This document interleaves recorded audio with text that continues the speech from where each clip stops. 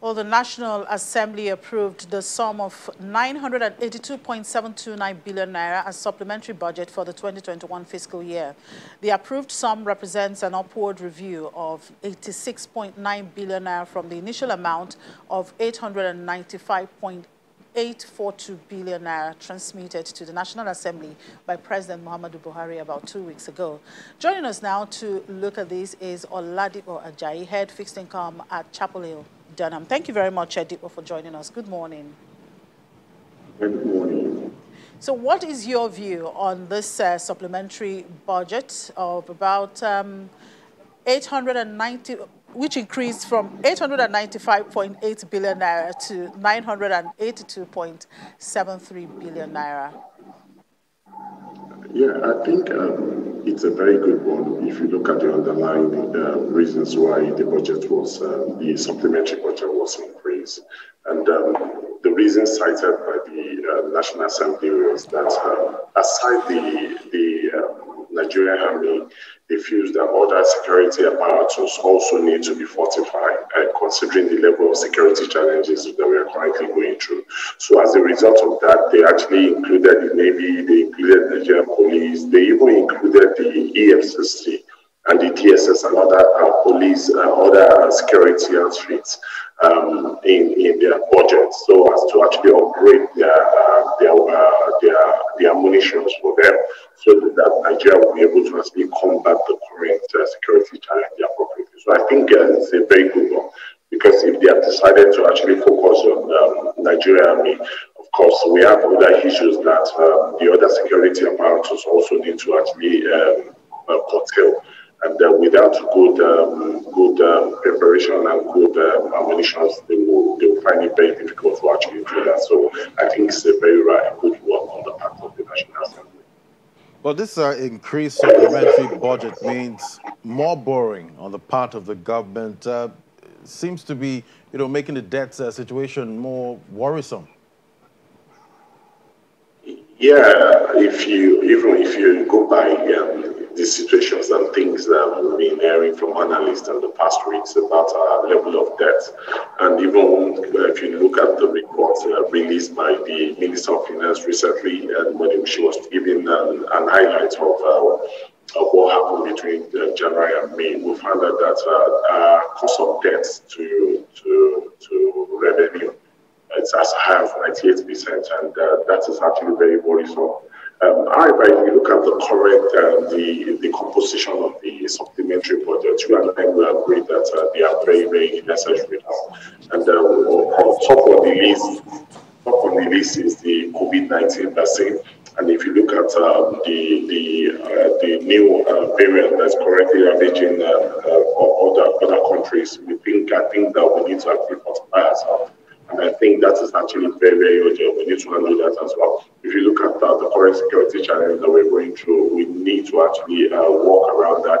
We're seeing issues where people in the north cannot go to school so easily. So we need to work around those things, and they are very, very necessary at such a time like this. So as we speak, we don't have the revenue to actually do much. So borrowing to actually do much, I think it's very, very necessary. Such a time as this. Now, the Minister of Finance presented the 2022-2024 MTEF and the FSP at the FEC meeting on Wednesday. What's your take on the three-year plan? Looking at the three-year plan, I think it's a very proactive thing to do, because if you don't have a plan, there's nothing to work with.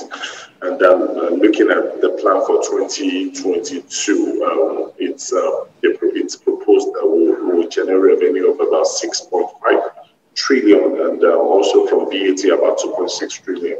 And the totality of the budget for 2022 is about 14.41 trillion. And also on the budget, it's also we're still running a deficit budget for 2022, and it's about 5.62 trillion. And if you look at the totality of what, the only thing that's of concern to me, it's also the borrowing. So it means that we'll further exacerbate the current borrowing status. But we also need to also look at it from this angle. What is the borrowing for? If the borrowing is for development, if the borrowing for capital project, I think it's very, very, very, very necessary for us to actually grow our baseline. And at the same time, I think also the government also need to actually look at offshore and offshores, like partnering with private organizations to actually invest in infrastructural projects. Going to bilateral agreements, multilateral agreements. We also need to actually adopt that strategy to actually reduce the debt burden on us. Because looking at it, it seems the government is actually saddling themselves only with the responsibility to actually develop and create infrastructural projects. I think they also need to actually look at other ways. If you look at the Expressway, it's a very loud project, and it's not. The government is not confident the fund directly, but there might be tax rebates. But we have to order and look for very lofty way to actually develop the country and find a way to reduce our expenditure. But also, the Minister of Finance projects increase in revenue generated from 6.54 trillion in 2022 to about 9.15 trillion in 2022 to in 2023. Considering the current status in the country, do you think this is achievable? Yes, if we look at it from the angle, there was a report released by one of the international monetary agency where it was stated that Nigeria is currently losing close to 10 trillion on an annual basis from as a result of lack of power supplies to Nigerians. So I think what that means is that if we can, to some extent, look at a way to actually develop that sector, we can actually scoop up to like maybe even it's just going to be 50% of that. That's close to 5 trillion. If you can have 5 trillion to our existing revenue generation capacity, that will take us even far above what is actually projected. So what that simply means is that we have a lot of opportunities to actually do this. So it's just that the government is looking and look at a way to actually do that. And also, there are not a lot of people in the tax net. So the government also needs to find a way to bring a lot of people into the tax net. And one of the ways to do it is actually by developing and also giving people necessary infrastructure that they need to actually carry out their business. And as businesses strive, it will also culminate into revenue generation on the part of the government. So I think that this is very possible if we are very, very proactive about it. Now, the Parliament approved foreign borrowing of about $6.18 billion. How would you judge their decision? What they actually did was actually to confirm what's actually highlighted in the budget already.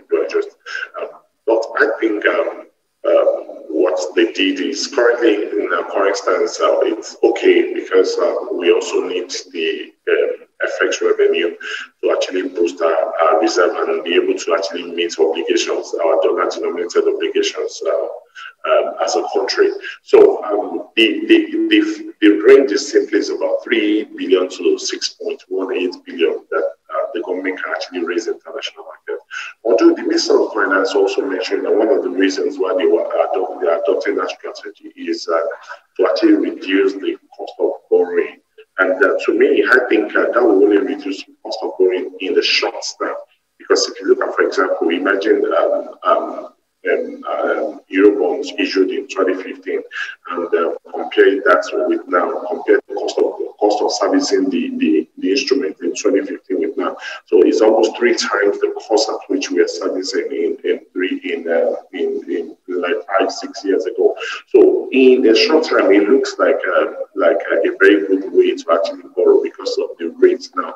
But if you want to now look at the performance of Naira over time, it will actually put a much more burden on the government to actually service such laws in the future.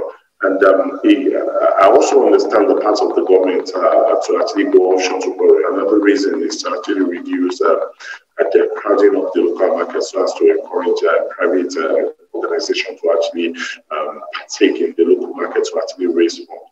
So I think it's a very good one overall on the part of the nation, because what that will simply means that it helps Nigeria to meet its foreign obligations better. Yeah, so how would you expect the fixed income market to react to these approvals by the National Assembly? Yeah, obviously. Issues in the market. So I think if they decide to actually go pick the higher level, about $6.18 billion. What that would mean to the local bond market is it will likely mean debt of securities, and what that will simply means is that we may see yield actually retracing downward as a result of that. But however, if they decide to actually pick the lower band by actually raising $3 billion, so what that will mean is that there will be need for more borrowing in the local market, and that will likely push yield upwards. And also, if you look at the supplementary budget as well, there's still close to about 800 billion that they will still need to actually borrow locally. If we have to also have that to the existing and the outstanding borrowing for the year, what that will mean to the bond market is that you will likely see yield inch up. But that is not the only thing that will likely drive the market. There are other things, the level of liquidity in the market, and also the behavior of inflation. Inflation will also be the determinant of how the fixed income will react. But if you are looking at it solely from all the approvals that we have seen from the National Assembly, there's every tendency that we will actually see yield inch up a lot. All right, thank you so much for leave it there now. Oladipo Ajayi is the head fixed income, Chapel Hill Denham. Thank you for your time on Business Morning.